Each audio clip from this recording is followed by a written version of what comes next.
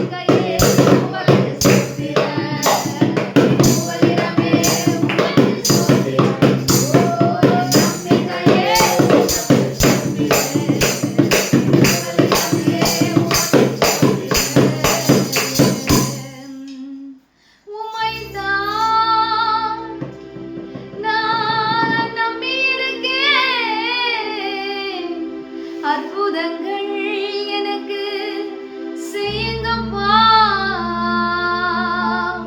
ஹல்லேலூயா.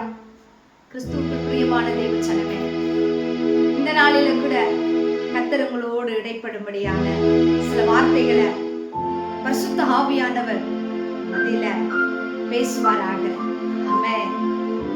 என்னன்னு கேட்டீங்கன்னா, அருமையான வார்த்தைகள் கர்த்தர் சொல்லி இருக்கிறார். எதை இழந்தாயோ அதை திருப்பிக் கொள்வாய். கிறிஸ்துவின் நிமித்தமோ இல்ல நம்ம எதை இழந்து போனோமோ அதை நாம் திருப்பிக் கொள்ள வைக்கிறவர் தான் கர்த்தர். ஹல்லேலூயா, ஹல்லேலூயா.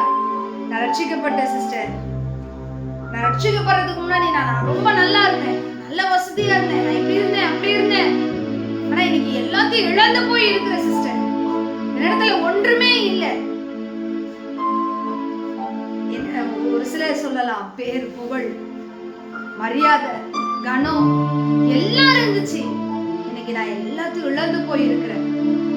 இப்படி சொல்கிற அன்பு சகோதரனே, அன்பு சகோதரியே, கர்த்தர் இன்று உங்களுக்காக ஒரு வார்த்தை வைத்திருக்கிறார். நீங்கள் இழந்து போனதை திரும்பி தருகிற தேவன். ஹல்லேலூயா. இந்த வசனத்தை நம்ம எடுக்கும் பொழுதே நம்மளுக்கு நினைப்பு வர்றது எதுன்னு கேட்டீங்கன்னா, தாவீது தான் நம்மளுக்கு நினைப்பு வருவார். என்னன்னு கேட்டீங்கன்னா, அவங்களுடைய மனைவி பிள்ளைங்கள் எல்லாரையும் சிறைப்பிடித்து கொண்டு போயிட்டாங்க. தாவீது வந்து கர்த்தரிடத்துல கேட்கிறார், ஆண்டவரே நான் திருப்பி கொள்வேனா அப்படின்னு சொல்லி, நான் போகட்டுமா அப்படின்னு சொல்லி கேட்பார். அப்ப தாவீது கிட்ட கர்த்தர் சொல்வாரு, நீ போ, சகாலத்தையும் திருப்பிக் கொள்வாய் என்று சொல்லிடுவார். அல்லேலூயா. சகாலத்தையும் திருப்பிக் கொள்வாய் அப்படின்னு சொல்லி கர்த்தரிடத்துல கேட்க. அல்லேலூயா. இவ்வளவு பெரிய நல்ல தகப்பன் நமக்காக, அவரை நம்பி அவரை அண்டி அவருக்காக நம்ம நிற்கிற எந்த ஒரு காரியத்திலையும் வெட்கப்படாம நம்ம தலையை நிமிர்த்தி நடக்க செய்கிறவர் தான் நம் கர்த்தர். அல்லேலூயா. பாருங்க, இஸ்ரவேல் ஜனங்க எகிப்து தேசத்துக்கு போகணும்ன்ற அவசியமே இல்ல. கானான் தேசத்துக்கு கர்த்தர் ஆசீர்வாதமா தான் கொடுத்திருந்தார். ஒருவேளை இஸ்ரவேல் அந்த இடத்துல முழங்கால் படிட்டு ஆண்டவரே என்னை போஷிங்கன்னு சொல்லிட்டு கூட சொல்லி இருக்கலாம். யோசேப்பு கூப்பிடுறாருன்னு சொல்லி எகிப்து தேசத்துக்கு போனாங்க. சில காலம் யோசேப்பு இருக்கிற வரைக்கும் கூட இருந்துட்டு அங்க இருந்து வந்திருக்கலாம். ஆனா அந்த இடத்துல நல்ல ஒரு அருமையான காரியங்கள்லாம் நடக்குது, நல்ல உணவு, நல்ல ஆஸ்தி அந்தஸ்துன்னு சொல்லி இருக்கும் பொழுது அங்கேயே தங்கிட்டாங்க. போகும் பொழுது அவங்க வெறுமையா போனதா எங்கேயும் படிக்க முடியாது. அவங்க போறது இந்த இடத்துல வறட்சி நிமித்தம் தான் இந்த கானான் தேசத்துல இருந்து எகிப்து தேசத்தை நோக்கி போறாங்க. வறட்சி, எதுவும் அவங்க ஆசீர்வாதமே இல்லை அப்படின்னு. ஆனாலும் அவங்க எப்படி போனாங்கன்னு சொல்லி கேட்டீங்கன்னா, ஒருபோதும் அவங்க வெறுமையா போகலன்னு சொல்லி இங்க எழுதியிருக்கு. ஆதியாகமம் 46வது வசனத்துல விதமாய் அவங்க என்னென்ன எடுத்துட்டு போனாங்கன்னு சொல்லி 6ல எழுதியிருக்கு பாருங்க. 46:6 எழுதியிருக்கு, தங்கள் ஆடு மாடுகளையும் தங்கள் கானான் தேசத்தில் சம்பாதித்த தங்கள் பொருட்களையும் சேர்த்து கொண்டு, அல்லேலூயா, ஆடு மாடுகள் கானான் தேசத்துல சம்பாதித்த அத்தனை எடுத்துக்கிட்டு தான் போறாங்க. வெறுமையாலாம் போனாங்க. கானான் தேசத்துல அப்ப எப்படி இருந்தாங்கன்னு தான் கேட்டீங்கன்னா, நல்ல ஆசீர்வாதமா தான் இருந்திருக்கிறாங்க.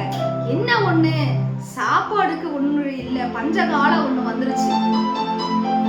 இதுக்காக பயணம் செஞ்சு எங்க போறாங்கன்னு கேட்டீங்கன்னா எகிப்து தேசத்துக்கு போறாங்க. எகிப்து தேசத்துல அவங்க வெறுமையா போகல. எகிப்து தேசத்துக்கு போகும் பொழுது ஆடு மாடுகள் எல்லாத்தையும் எடுத்துக்கிட்டு தான் போறாங்க. ஹல்லேலூயா. 1வது வசனத்திலே இஸ்ரவேல் தனக்கு உண்டான யாவையும் சேர்த்து கொண்டு புறப்பட்டு பேர்சோவாவுக்கு போய் தன் தகப்பனாகிய ஈசாக்கினுடைய தேவனுக்கு பலியிட்டான். பலி செலுத்துற நல்ல வசதியா, நல்லதான் பொருட்கள், ஆஸ்தி அந்தஸ்து, ஆடு மாடு, அன்னைக்கு ஆடு மாடு எல்லாம் வச்சிருந்தா அவங்க நல்ல வசதி வாய்ந்தவங்க. இன்னைக்கு காரு பங்களான்னு சொல்லி இன்னைக்கு நம்ம சில பேரை பாக்குறோமே, அந்த மாதிரி அன்னைக்கு ஆடு மாடு எல்லாம் அதிகமா வச்சிருந்தாங்கன்னா உங்கள நல்ல செல்வச்சீமானா இருக்கிறாங்கன்னு சொல்லி அப்படிதான் எகிப்து தேசத்துக்குள்ள போறாங்க. ஆனா எகிப்து தேசத்துல யோசேப்பு இருக்கு வரை தாங்க அவங்களுக்கு செல்வாக்கா இருந்தாங்க. அதுக்கப்புறம் அவங்க பழுகி பெருகி ஆரம்பிச்சாங்க. பார்வோன் அன்று இருந்த அந்த பார்வோன் இறந்து போனாரு.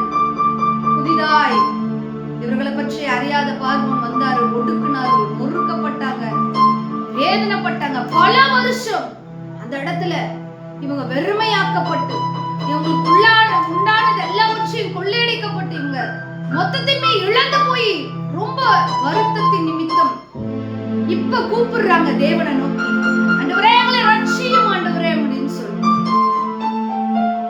இந்த நேரத்துலதான் கர்த்தர் மோசேயை அனுப்புறாரு. அந்த இடத்துல வெறுமையா வந்துட்டாங்கன்னு பாத்தீங்கன்னா இல்ல, அவங்க வெறுமையா வரவே இல்லை. அந்த இடத்துல இருந்து அவங்க வெறுமையா வந்தாங்களான்னு சொல்லிட்டு கேட்டீங்கன்னா இல்ல, வெறுமையா வரவே இல்லை. அவங்க கர்த்தர் அவங்களை வெறுமையா அனுப்பவே இல்லை. யாத்திராகமம் 12வது அதிகாரத்துல அவங்க என்னென்ன எடுத்துட்டு வந்தாங்களோ அது அத்தனையும் கொள்ளை பொருளாய் கர்த்தர் திருப்பி கொடுத்தார். அல்லேலூயா. 12வது அதிகாரம் 35வது வசனத்துல இருந்து சில வார்த்தைகளை நீங்க படிக்க கேட்டீங்கன்னா, எகிப்திலே நாங்கள் 30வது வசனத்துல இருந்து கொள்ளை பொருளாய் கொள்ளை எடுத்துட்டு வராங்க மொத்தத்தையும். ஹல்லேலூயா, ஹல்லேலூயா. கொள்ளை பொருளாய் கொள்ளை அடிச்சுட்டு வராங்க. கர்த்தர் அத்தனை இழந்ததை அத்தனையும் திருப்பி கொடுக்கிறார். அவங்களுக்கு அத்தனையும் திருப்பி கொடுக்கிறார். ஸ்திரீகள் புருஷர்கள்னு சொல்லி 6 லட்சம் பேர் அன்னைக்கு வந்தாங்க. இஸ்ரவேல் புத்திரர் ராம்சேயை விட்டு கால்நடையாய் பிரயாணம் பண்ணி சுக்கோத்துக்கு போனார்கள். அவர்கள் பிள்ளைகள் தவிர 6 லட்சம் புருஷர்கள் வந்தாங்க. வெறுமையா போனவங்க தான், வெறுமையா போனவங்க தான், வெறுமையா நின்றவங்க அந்த இடத்துல. வெறுமையா போனவங்க இல்ல, வெறுமையா நின்றவங்க. ஆனா திரும்பி வரும் பொழுது அழகாதுல இருக்கும். நீங்க அந்த பிசைந்த மா கூட எல்லாத்தையும் எடுத்துட்டு வராங்க. பிசைந்த மா முழுசையும் அவங்க எல்லாத்தையுமே அப்படியே கொள்ளை பொருளாய் கொள்ளை அடித்தார்கள்னு சொல்லிங்க வசனத்துல எழுதி சில வார்த்தைகளை நீங்க படிச்சீங்கன்னா சூப்பரா இருக்கும். ஹல்லேலூயா. இது ஏன் சொல்ல வரீங்க சிஸ்டர்? இதனால என்ன நடந்துச்சு சிஸ்டர்? இன்னைக்கும் கிறிஸ்துவின் பேரினால ரட்சிக்கப்பட்டு பல பாடுகள். எங்க தாயார் வந்து ரட்சிக்கப்பட்ட புதுசுல அவங்க பெண்டிகாஸ்டுக்கு அந்த சர்ச்சைக்கு போறப்ப அவங்க நகைங்கெல்லாம் கழட்டிடுவாங்க, எல்லாத்தையும் கழட்டிட்டு ஒயிட் ட்ரெஸ் போட்டுட்டு தான் அவங்க போகணுமா. எங்க அம்மா நிறைய வாட்டி சொல்லியிருக்க ஒரு வார்த்தை என்னன்னு கேட்டீங்கன்னா, நான் போகும் பொழுது அவங்க சகோதரர்களே எங்க அம்மா நேரா வந்துட்டாங்கன்னா போக மாட்டாங்களா,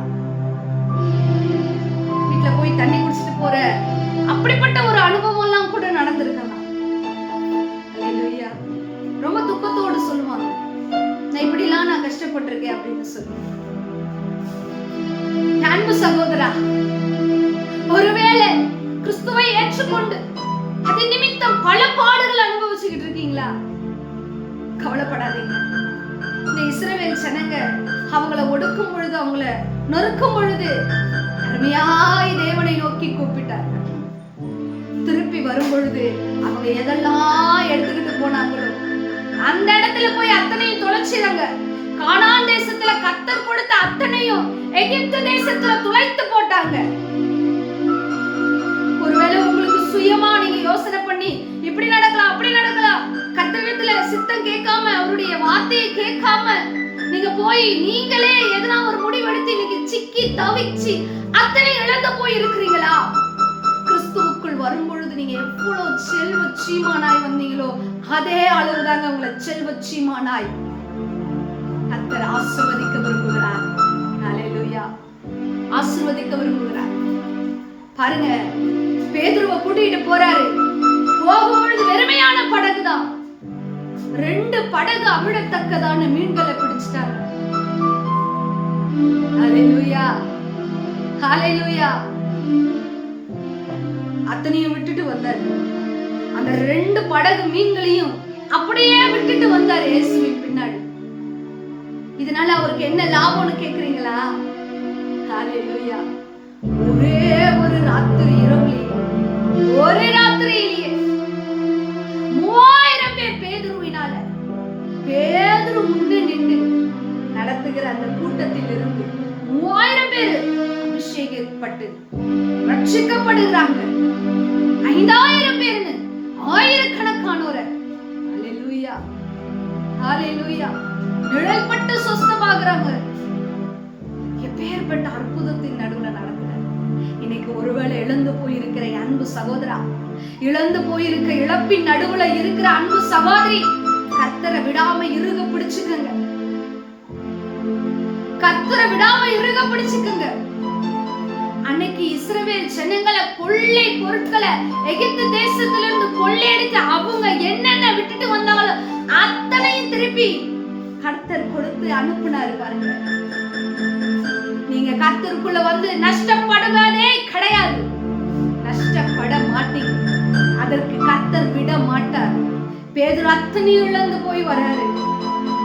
ஆனா திரும்பி அவர் இடத்துல பேதுரு ஒரு இடத்துல கேட்கிறாரு, ஆண்டவரே, நாங்க எல்லாத்தையுமே விட்டுட்டு வந்திருக்கோமே, உமக்காக எங்களுக்கு என்ன கிடைக்கும்னு கேட்கிறாரு. அவருக்கு ஒரு இடம் என்ன தெரியுமா? மகிமையான இடம், சிங்காசனம். 12 சிங்காசனத்துல அவருக்கு ஒரு இடம். ஹல்லேலூயா. எவ்வளவு பெரிய ஒரு பெரிய பாக்கியங்க. இன்னைக்கு கிறிஸ்துவுக்காக, தேவனுக்காக எதை எதை இழந்து போனீங்களோ அதை பன்மடங்கு திரும்பி தருகிற தேவன் தான் நம் தேவன். நீங்க கர்த்தர் இடத்துக்கு நீங்க வெறுமையா ஒருவேளை வராம, நான் நல்லதா, நான் ரட்சிக்கப்பட்ட புதுசுல நான் நல்லா இருந்தேன், ஆனா இன்னைக்கு நான் வெறுமையாக்கப்பட்டு இருக்கிறேன் அப்படின்னா கவலைப்படாதீங்க. நீங்க ரிட்டனு தேவ ராஜ்யத்துக்குள்ள பிரவேசிக்கிறதுக்கு முன்பாகவே அநேக அற்புத அடையாளங்கள், அநேக ஆசீர்வாதங்கள், ரட்சிக்கப்படாத தேவனை அறியாத அவங்களே நல்லா இருக்கும் பொழுது, அந்த சகோதர சகோதரிகளே செழிப்பாய் வாழும் பொழுது, நீங்களும் நானும் ஜீவனுள்ள தேவனை வணங்குகிறோம்.